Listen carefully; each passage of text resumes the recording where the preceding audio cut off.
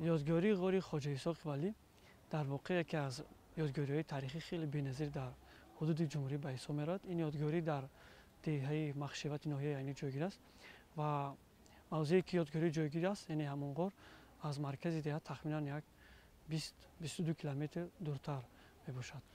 رفتن به جانب غار خواجه اسحاق ولی در واقع راه خیلی مشکل است و تخمین تا 15-17 کیلومتر راه هموار است.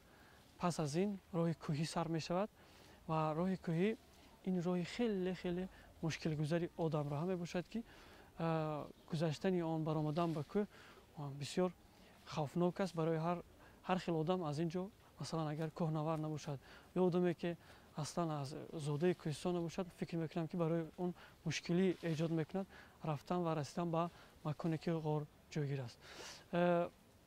از بنابر سببی که اینجا زیارت کنندگان خیلی زیاد میروند با کوه راههای کوهی که خوب مسافران را به جای اساسی یعنی به غار میپیوندد خیلی لغزشناک شدگی است و از سبب رسیدن دست و پای آدمان و این هم خوف را باز هم زیادتر میکند بنابر سببی که اونجا میپرتاید.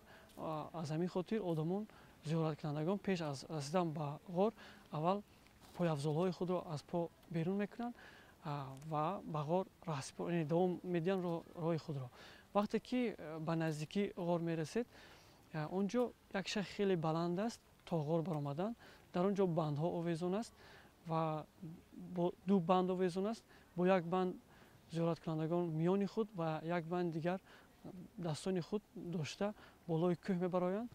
وقتی که داخل غار وارد بشوید بسیار سوقین است. ما ماه ایول آنجا رفتیم حالا هم در داخل غار یخ وجود داشت.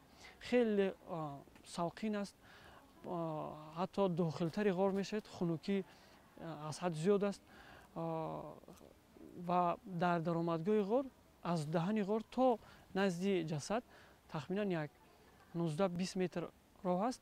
وقتی که این راه را طی میکنید در رو بروی غار جانب قبله جسدی را مشاهده میکنید که آن رو بروی قبله نشسته است و خیلی زیاد پاروی کفتر و دیگر پرنده ها آنجا به چشم میرسد. لیکن غار خیلی خود جسد خیلی آسیب دیده است بنابر سببی که اونجا زیارت کنندگان زیاد رفته بنابر سبب در تفکر داشتن همون عقیده های خرافاتی برای شفا یافتن بیماری های گوناگون آنها از موی و از پوست و از دندان های جسد برای خود می گرفتند. از این خاطر جسد آسیب دیده است و یک دست جسد پورا نیست، یک دست از اورنج پایان نیست، از اورنج بالا ایستاده است.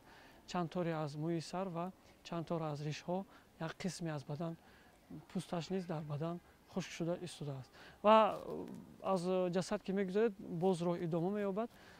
ما تخمینا یک 15 متر دیگر از جسد گذشته رفتیم البته آب پیدا می شود بنابر سببی که اونجا ما همراه خود اسباب‌های روشندهی نبرده بودیم از این خاطر راه را دوام دادن نتوانستیم و از نصف راه برگشتیم.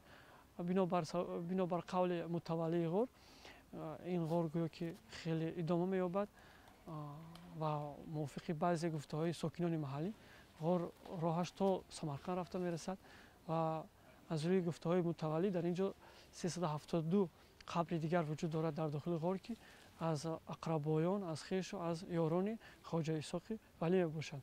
اما این دقیق نیست، این تنها یک روایت است.